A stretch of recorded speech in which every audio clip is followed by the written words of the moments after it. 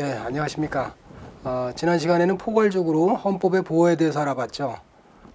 비상시에 그리고 예외적인 헌법 보호수단으로 국가긴급권과 저항권을 살펴봤는데, 저항권이라는 것은 일반 기본권과는 달리 물리적인 폭력을 내포하는 행위이기 때문에 저항권을 우리 헌법 4.19 민주 이념을 계승하고 라는 데서 그 근거를 찾는다 하더라도 저항권의 요건을 엄격하게 해석을 해야 된다고 말씀드렸습니다. 그래서 저항권에는 그런 헌법 질서를 포괄적으로 침해하는 그런 포괄성, 그다음에 다른 구제 수단이 없는 최후의 수단이라고 하는 보충성 내지는 최후 수단성, 그리고 헌법을 보호하기 위한 그런 보수성, 이런 점들이 그런 저항권의 특징이라고 말씀을 드렸습니다.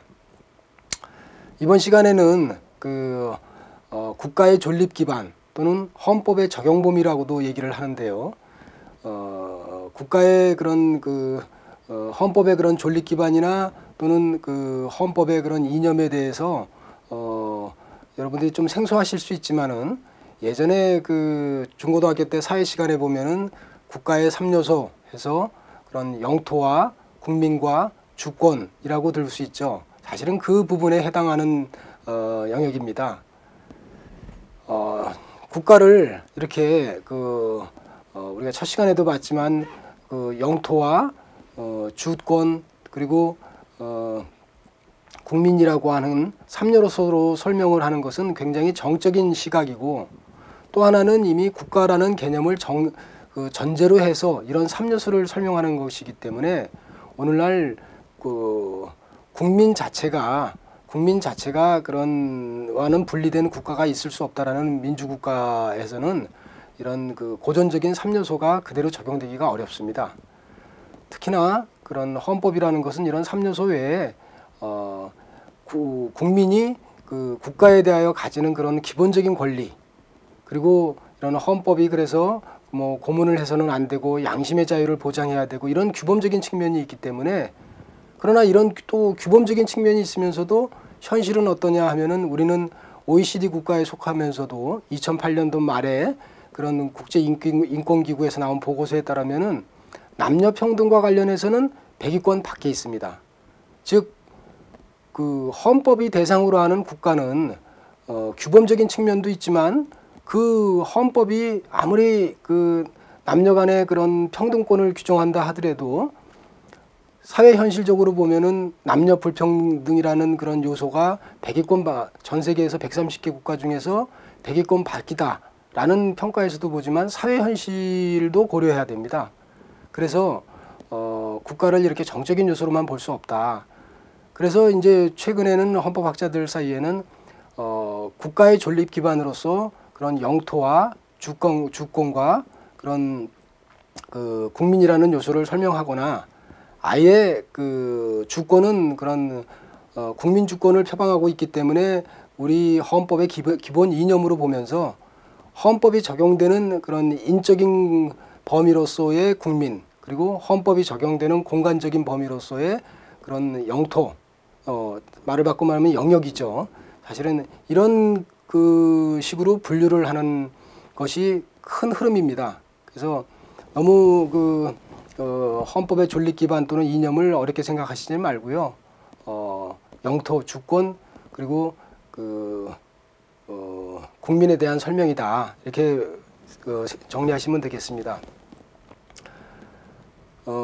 대한민국은 민주공화국이다라고 헌법 제1조에서 얘기하고 있지만은, 오늘날 과거의 교과서에서는 민주공화국에 대해서는 상당히 많은 설명이 있었습니다. 그런데 오늘날 이렇게 민주공화국이라고 하는 그런 논의를 별로 많이 안 하는 게요, 이미 민주화가 상당히 진행된, 그래서 군주국가라든가 귀족국가, 독재국가와 같은 그런 국가 형태는 우리나라 헌법상, 그리고 현재 헌법 현실상 다시 나타날 가능성이 없기 때문에 대한민국은 민주공화국이다라는 데 대해서는 큰 논란은 없습니다.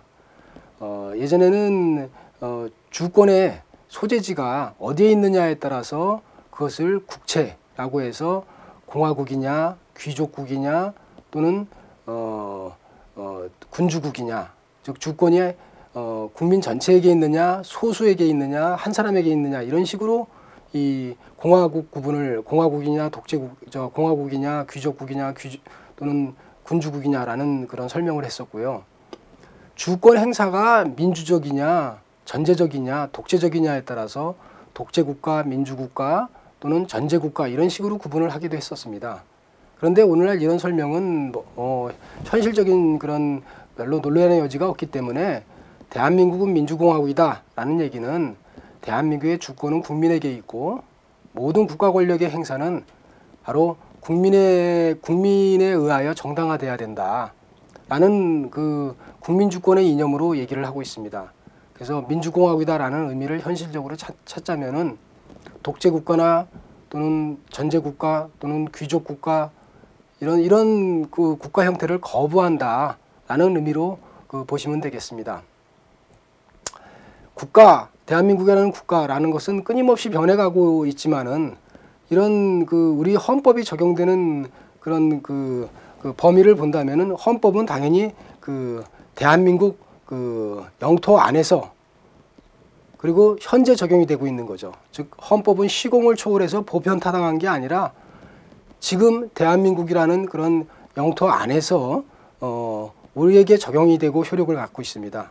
그래서 이런 공간적인 그런 효력 범위로서 대한민국의 그런 영역, 그러니까 우리가 영토라고 얘기하지만 보다 정확한 개념은 영역이죠. 이런 영역에 대해서 한번 알아보기로 하겠습니다. 우리 헌법 3조는 우리나라의 영토는 한반도와 그 부속도서로 한다라고 규정하고 있지만 이런 영토라고 하는 용어를 쓰고 있지만은 여기에서는 대한민국의 그런 헌법이 적용되는 공간적인 영역은 육지뿐만 아니라 육지로부터 12해리라고 하는 영해와 그리고 그 상위의 그런 공간 영공까지 포함하는 개념이 있기 때문에 한반도와 그 부속도서로 한다라는 영토 개념은 영역으로 보시면 되겠습니다. 그래서 대한민국은 원칙적으로 대한민국 헌법은 국가를 전제로 하고 대한민국 영역 내에서만 적용이 됩니다. 그래서 이 대한민국이라고 하는 그 헌법은 한반도와 그 부속도서라고 하는 영토, 영해, 영공으로 이제 구성이 되는 것이죠. 그래서 영토라는 것은 영역의 기초가 되는 일정 범위의 육지를 말하고 지표면뿐만 아니라 지하를 포함하는 개념이고요. 영해라는 것은 영토에 접속한 일정한 범위, 지금 현행법에 따르면 12해리이고 그런 한국과 일본 사이의 해역에서는 원칙적으로 3해리로 규정을 하고 있습니다. 영공은 영토와 영해의 수직 상공을 의미합니다. 그래서 대한민국 국가 권력은 이 영역 내에서 배타적인 그런 주권을 행사하고 있는 것이죠. 영토에 대해서는 우리가 헌법에 직접 명시하고 있지는 않습니다. 그러나 이런 영토의 변경에는 반드시 헌법 개정에 의해서만 이루어질 수 있다고 봅니다.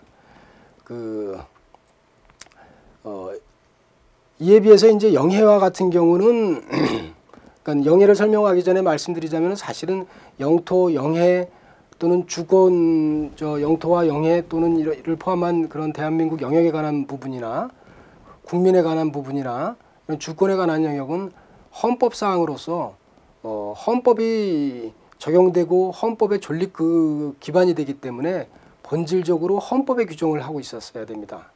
그러나 우리가 헌법을 제정할 당시에는 신속하게 헌법을 제정해야 되기 때문에 국민이 되는 요건이라든가 또는 영해에 대해서 그렇게 상세하게 규정을 못했죠. 그래서 우선 포괄적으로 한반도와 그 부속도서로 하고 개별적으로 그런 영해와 같은 경우에 있어서는 영해 및 접속수역법에서 강의 안에 제가 검은 글씨로 썼지만은 대한민국의 영해는 기선으로부터 측정하여 그 외측 12해리까지의 선에 이르는 수역이다라고 해서 동해안의 경우에는 12해리 또는 황남해안의 경우에는 직선 기선으로부터 역시 12해리로 규정하고 있습니다. 그러니까 동해안은 육지 섬이 없기 때문에 해안선을 따라서 12L이지만은 남해안이라든가 서해안과 같은 경우는 그 섬이 많기 때문에 그 섬을 연결한 직선으로부터 12L까지 규정을 하고 있습니다. 단지 그 영해 및 접속 수역법의 시행령에 따르면은 대한해협에서는 우리가 이렇게 넓게 잡으면은 일본과 이 영해가 중복이 되기 때문에 중첩이 되기 때문에 잠정적으로 3L까지를 우리 영해로 하고 있습니다. 이런 영해 내에서는 그 타국의 선박도 무해 통행권이 인정이 됩니다. 그래서 그러나 타국의 배는 다른 국가의 영해를 지나갈 수 있을 뿐 그런 우리나라의 그런 허가 없이는 우리 영해 안에서 정선하거나 정박할 수 없고 어로행위 등을 할 수가 없는 것입니다.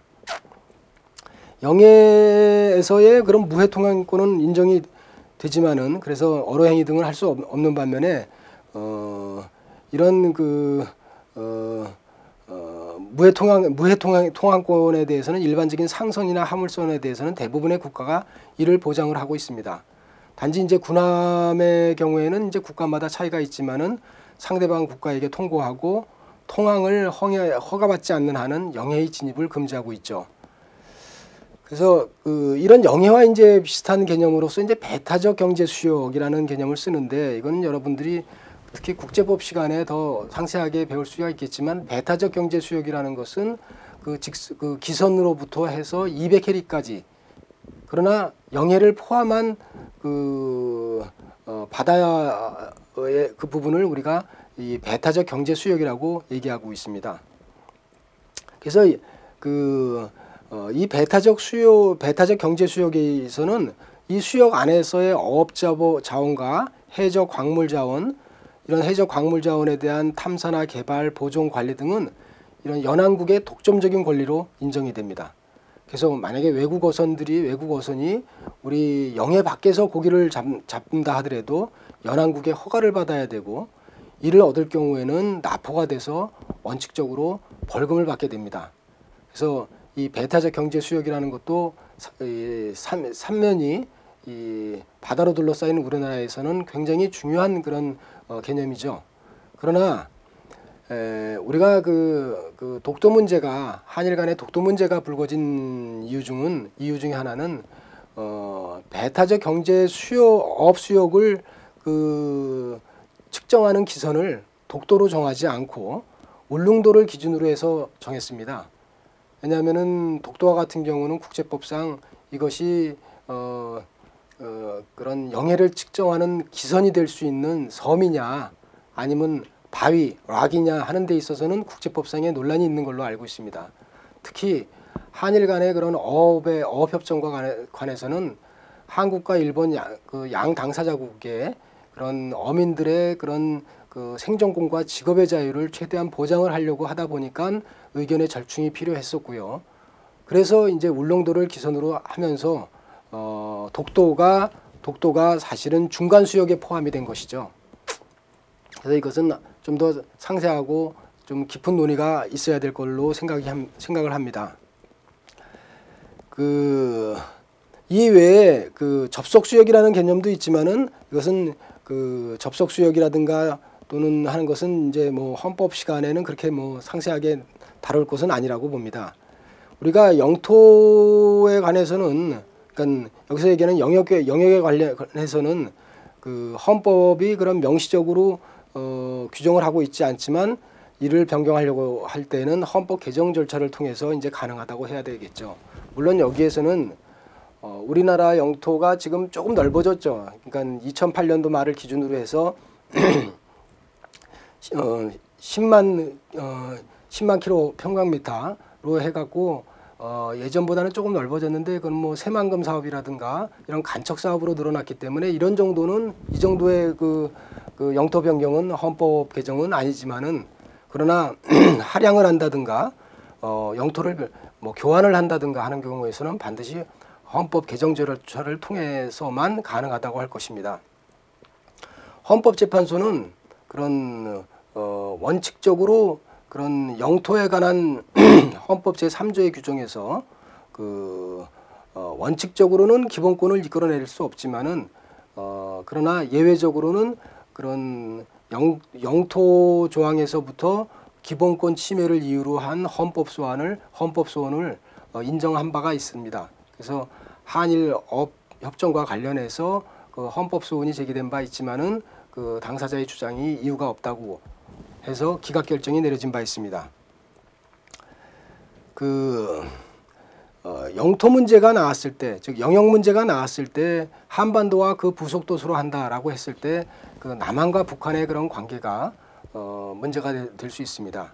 왜냐하면은 한반도와 그 부속 도서로 한다라는 대한민국 헌법 제3조에 따르면은 그 한반도에는 북한 지역을 당연히 포함하는 개념입니다. 그렇기 때문에 제3조의 조항만 의거해서 보면은 북한은 우리나라의 영토이지만 실질적으로 우리나라의 주권이 실질적으로 미치지는 않는 지역인 것이죠. 그래서 대법원 판결에 따르면 미수복 지역인 것이고 북한 집단은 그런 미수복 지역에서 그 국가를 참칭하고 있는 집단에 불과한 것이죠. 그러나 또 한편으로는 그 헌법 제4조를 보면은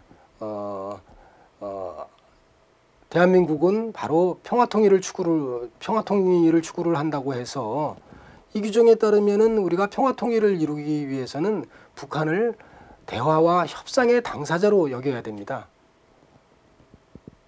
그러면 3조와 4조의 규정이 충돌되는 건 아닌지, 현실적으로 국가보안법과 남북 교류 협력에 관한 법률이 서로 충돌되는 것은 아닌지 하는 의문이 나올 수가 있는 것이죠. 1991년에는 남북한이 동시에 유엔에 가입했습니다. 남북한이 동시에 유엔에 가입했다는 것은 남한과 북한이 국제사회에서 독립된 주권을 가지고 있는 그런 주체라고 하는 것을 인정받은 것이죠. 그리고 92년에는 남북 기본 합의서가 발효해서 사실상 북한 지역의 통치 체제를 인정을 하는 결과를 빚었고요. 98년에는 남북한의 그런 기본 조약을 체결해서 비준을 했습니다. 그에 따라서 남북 교류에 관한 기본법이 제정이 되고 지금 한편으로는 금강산 관광이라든가 개성공단과 같이 경제협력 또는 그런 일정 지역이지만 여행을 할 수 있게끔 이렇게 규정을 이루어지고 있는 것이죠. 이것을 특별법과 일본법의 관계, 그렇기 때문에 헌법 제3조보다 4조가 우선한다든가 헌법 제4조가 제3조보다 우선한다든가 해서 이렇게 양자택일식으로 헌법을 해석하지는 않습니다. 헌법의 해석에도 비춰봤지만은 헌법의 통일성의 원칙이라는 것은 헌법의 모든 조항이 제각기 규범력을 발휘할 수 있도록 서로 규범조화적으로 해석하는 것입니다. 그래서 헌법재판소의 그런 그 결정에 따르면은 북한이라는 것은 상당히 그 이중적인 지위를 가지고 있다고 볼 수 있습니다. 어떻게 보면 삼중적이죠. 왜냐하면 북한은 유엔에 동시에 가입함으로써 국제사회의 독립적인 그런 주권 국가로서의 지위를 차지하고 있으면서도 또 한편으로는 우리 한반도 영토 조항에서 보지만은 그 적화 통일의 그런 야욕을 버리지 않고 있는 그런 현 상태에서는, 그리고 이 핵을 개발하면서 남한의 그런 존립을 침해하고자 하는 그런 입장에서는 북한은 그런 반국가 단체입니다.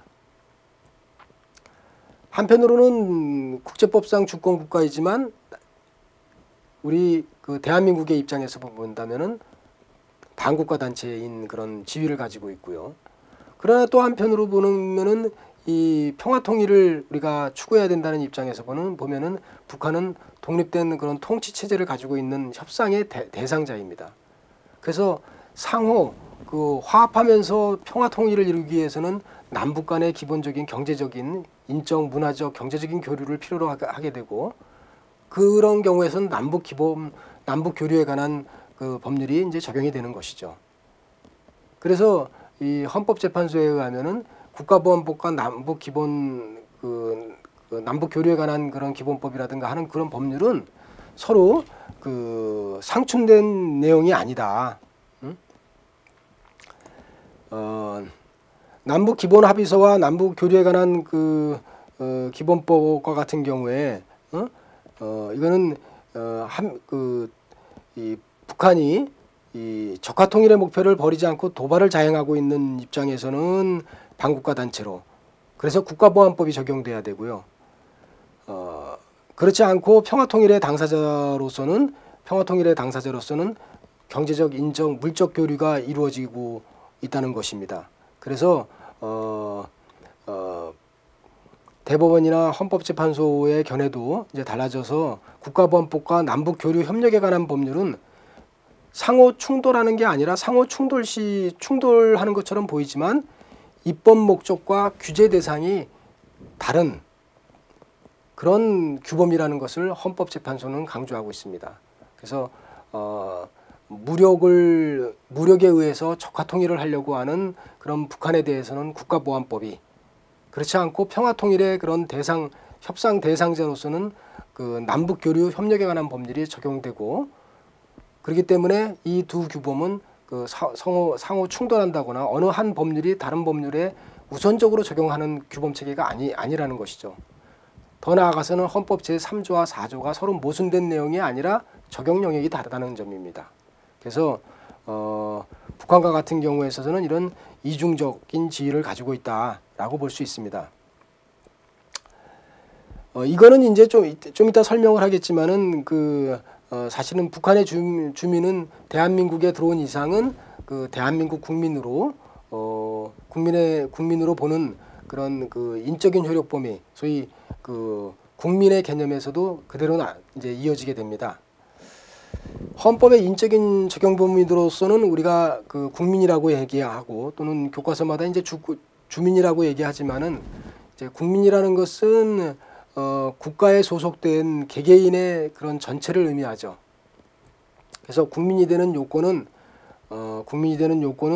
헌법에서 우리가 규정한 게 아니라 그 당시에 그 신속하게 헌법을 제정하려고 하는 그런 의도에서 지금은 그 국적법에서 상세하게 규정을 하고 있습니다.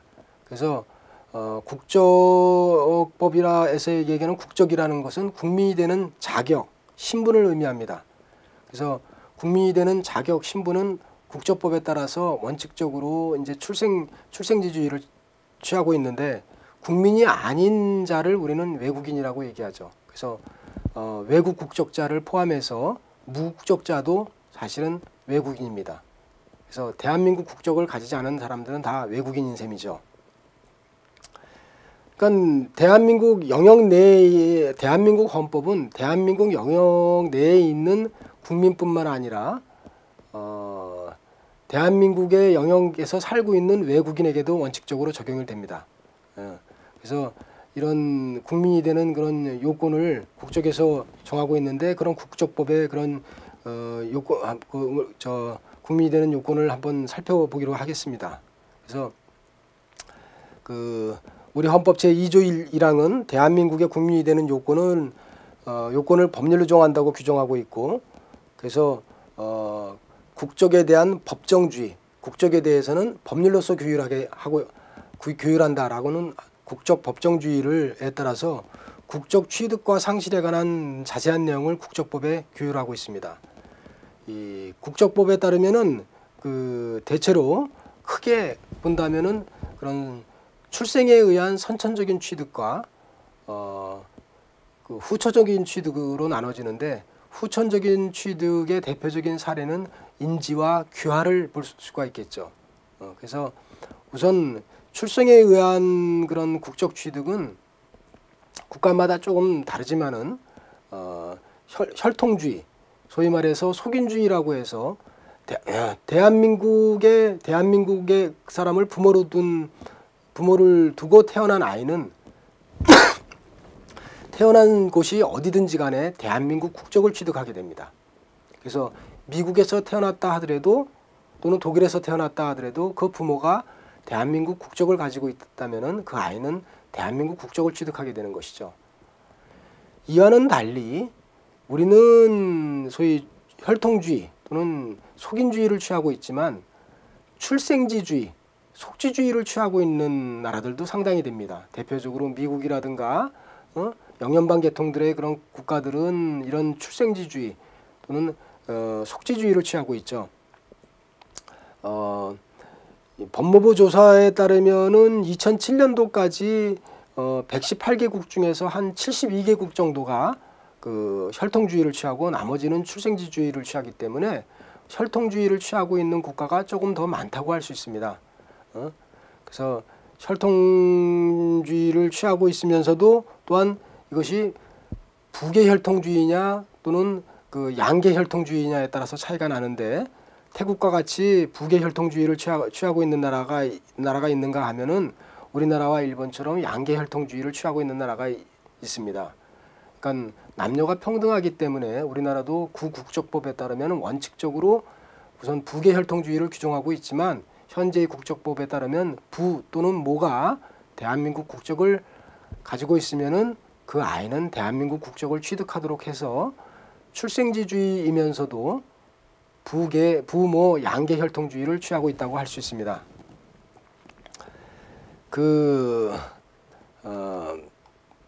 이런 국적의 취득에는 이런 출생 외에는 이렇게 선천적인 출생에 의한 선천적인 취득 외에는 후천적인 취득으로서 그 혼인의 출생자가 바로 내 자식이다라고 인정하는 이런 인지제도와 일정한 요건을 거쳐서 외국인이 대한민국 국적을 취득하는 그런 귀화 같은 경우가 있죠.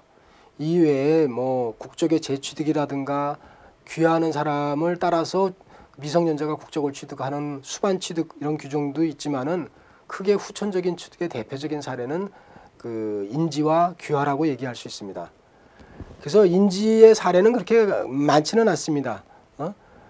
외국인 그 미성년자인 외국인이 바로 자기 자식이다 이렇게 인정하는 사례는 그렇게 많은 사례는 아닌데, 대표적으로 이제 후천적인 취득이 많은 사례가 이제 귀화죠.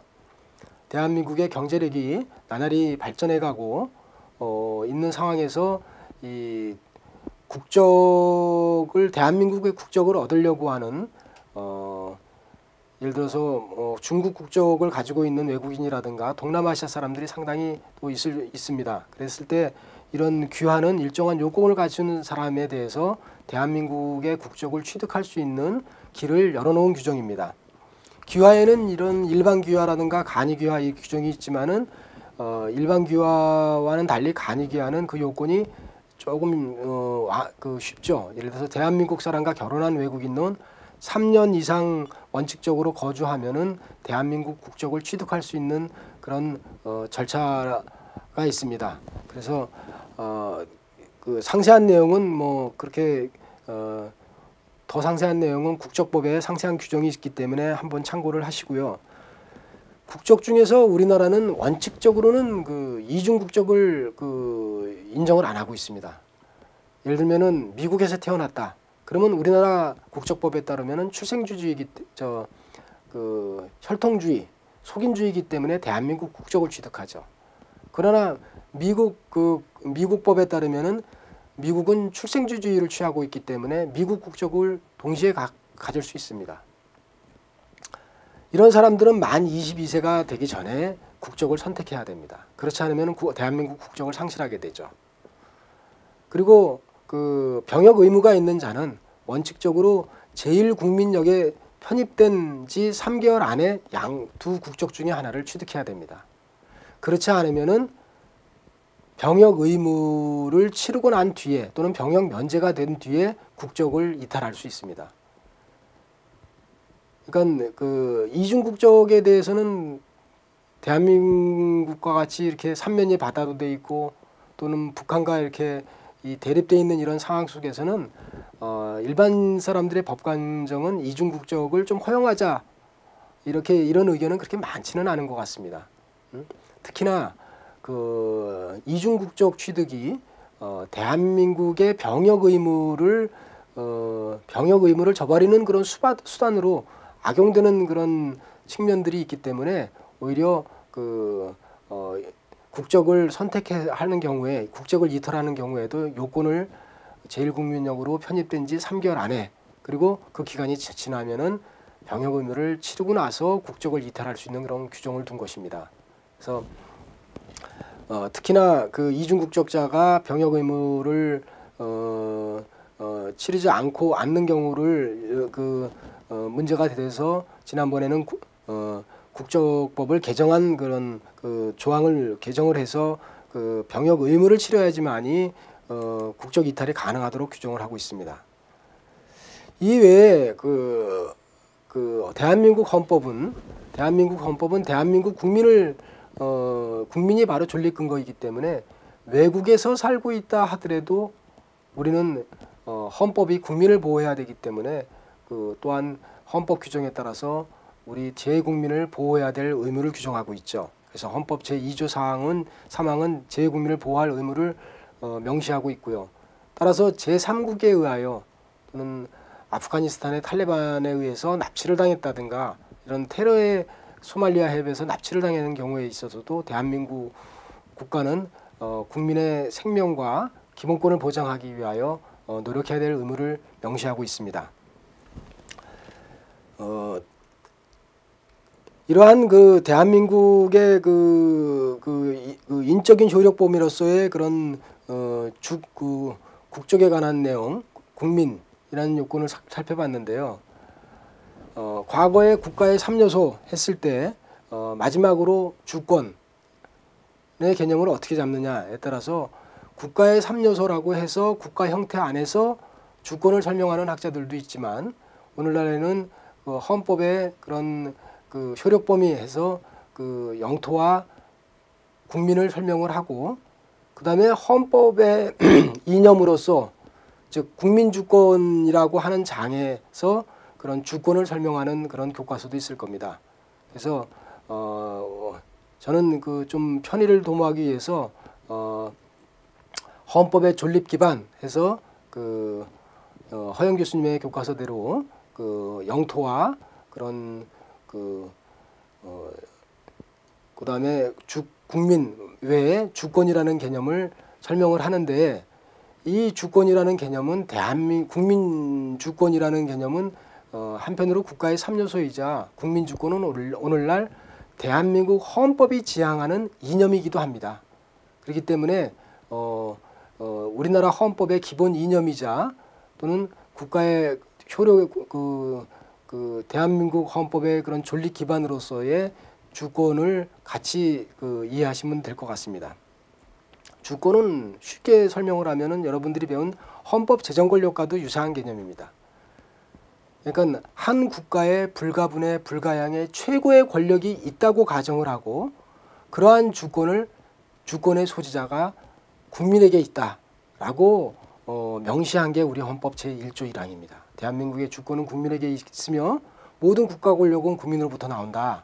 그렇다면은 이 주권이라는 개념은 사실은 어디서부터 나왔느냐 하면은 1576년에 장 보댕이라는 프랑스의 학자가 군주제도의 정당성을 알리기 위해서 군주주권론을 표방하면서 나온 개념입니다.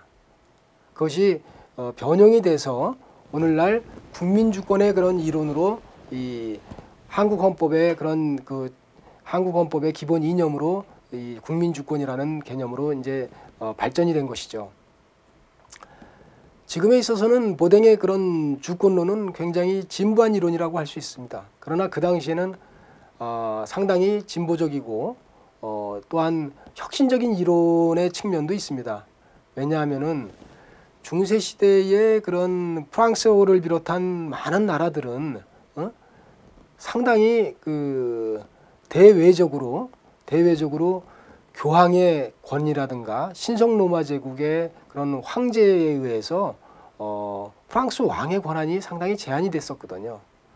그래서 보댕은 이렇게 국가 권력이 제한당하고 있는 상황에서 한 국가의 최상의 불가분의 권력은 바로 주권이라고 하는 개념으로 표시될 수 있고 이런 주권은 왕이 가지고 있어야 된다. 즉 프랑스 국가의 독립성, 대외적인 그런 독립성과 대내적인 최고성을 표시하기 위해서 주권이라는 개념을 설파한 것입니다.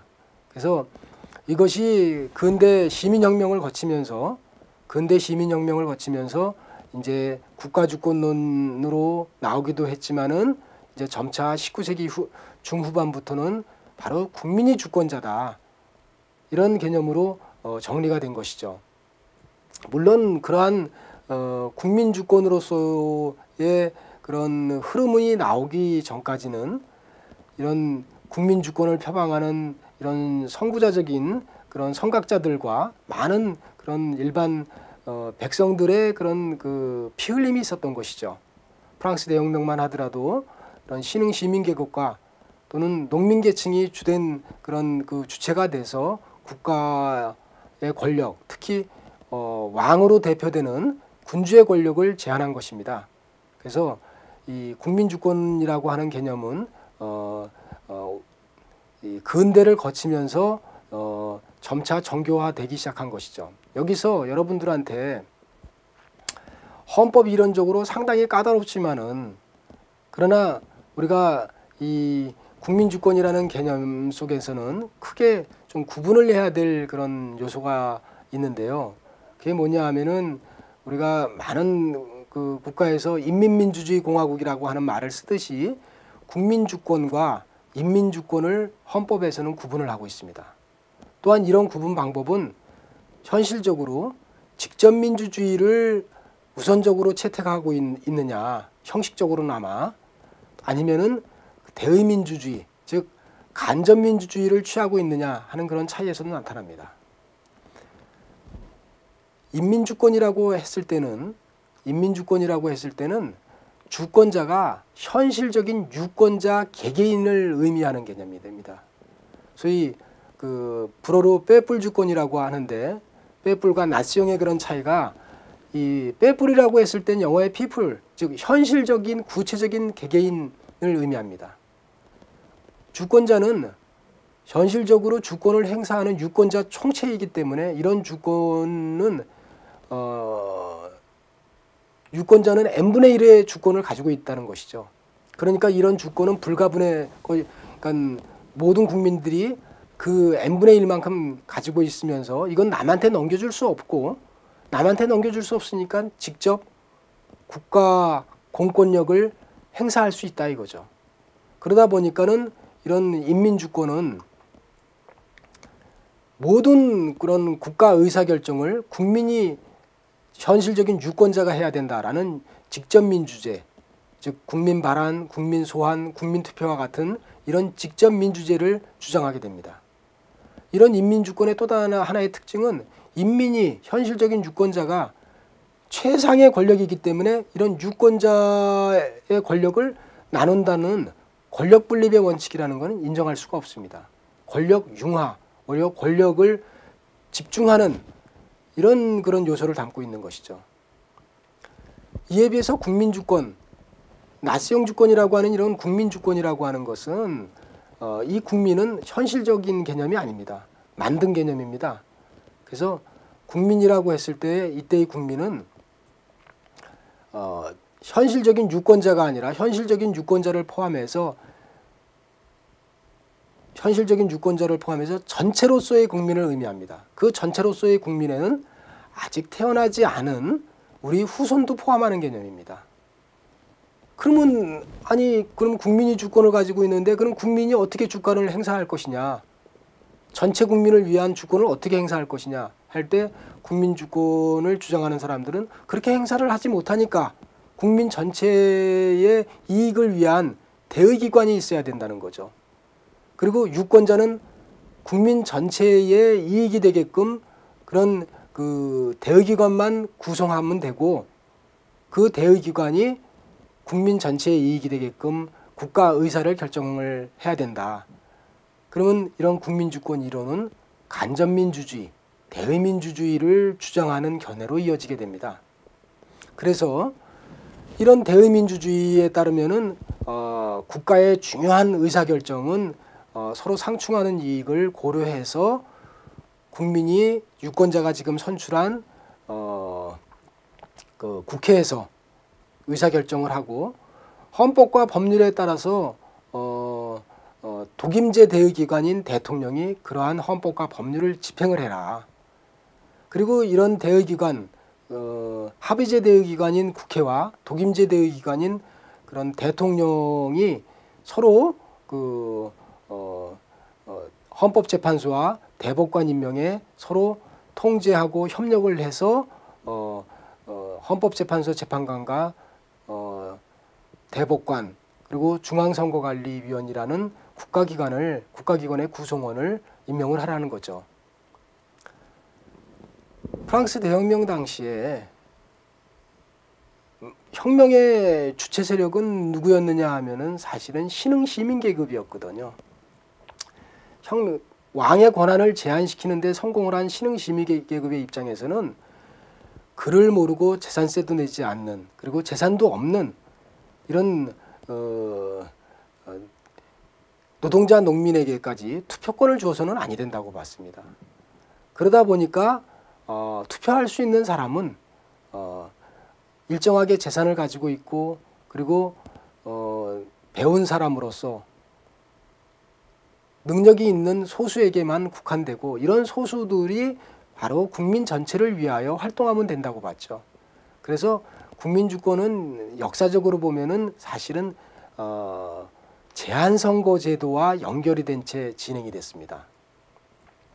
이에 비해서 인민주권은 1793년에 프랑스 헌법에서도 보이지만은 인민 전체가 주권자로서 모든 사람들이 성인인 모든 사람이 유권자가 돼야 된다는 급진적인 그런 견해로 나타났고 이러한 견해는 현실적으로 이런 그런 신흥 시민 계급들에 의해서 좌초되게 되고 그리고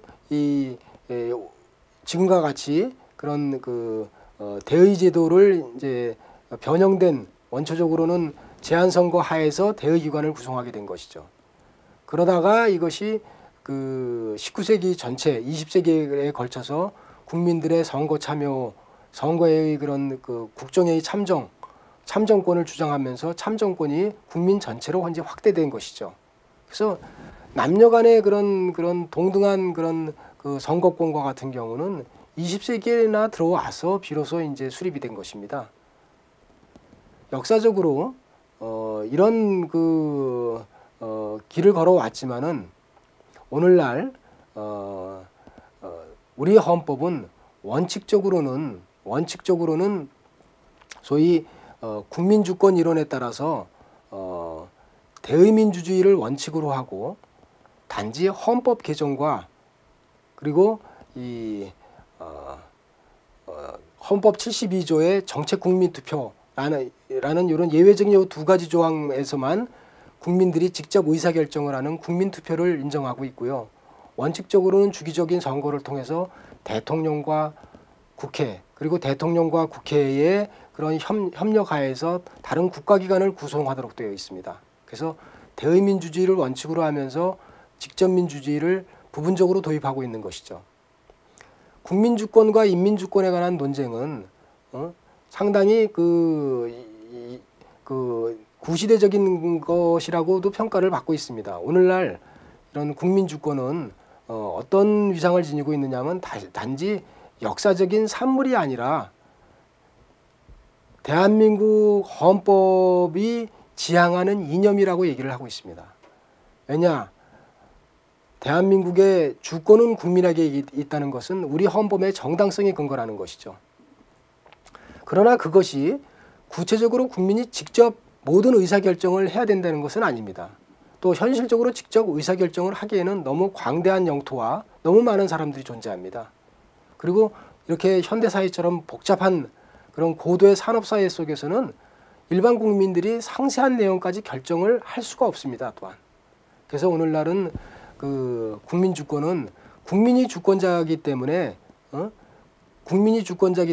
모든 국가 권력의 행사에는 국민이 정당성의 근원, 정당성의 셈이고요.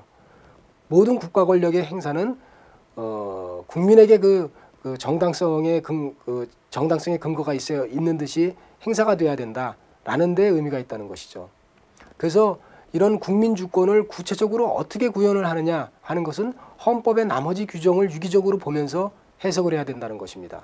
그렇기 때문에 우리가 주권의 소재자, 즉 국민이 바로 통치자다 이런 것을 반드시 의미하는 개념은 아니라는 것입니다. 주권의 소재자와 통치권자는 다를 수가 있습니다. 현실적으로 다르죠.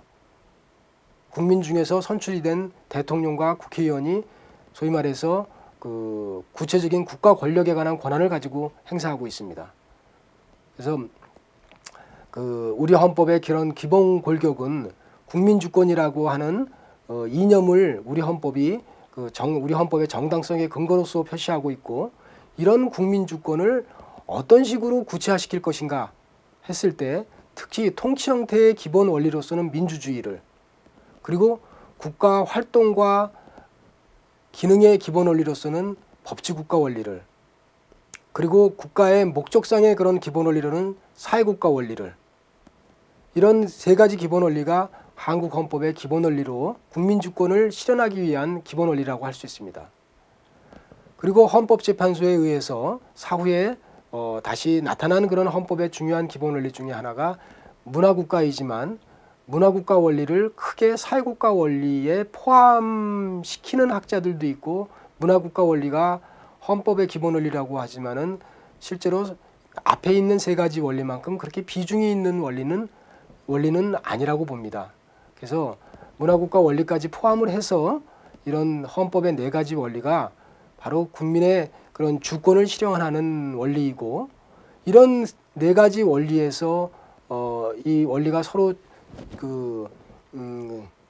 화합을 하고 또는 적용이 되면서 그런 대의제도, 권력분립의 원칙, 정부 형태, 그다음에 지방자치제도, 사회적 시장경제질서와 같은 기본적인 그런 제도와 기본 질서가 형성이 되고, 이런 것을 또 이루기 위해서 그래서 국회와 대통령을 비롯한 정부, 헌법재판소, 대법원, 중앙선거관리위원까지 국가기관이 형성된 거죠. 이런 국가기관의 궁극적인 목적은 바로 국민의 기본권 보장이고요. 그런 면에서는 국민의 기본권 보장과 국민주권이라는 이념은 서로 상당하게 동전의 앞뒷면과 같이 밀접한 관계에 있다고 볼 수 있습니다.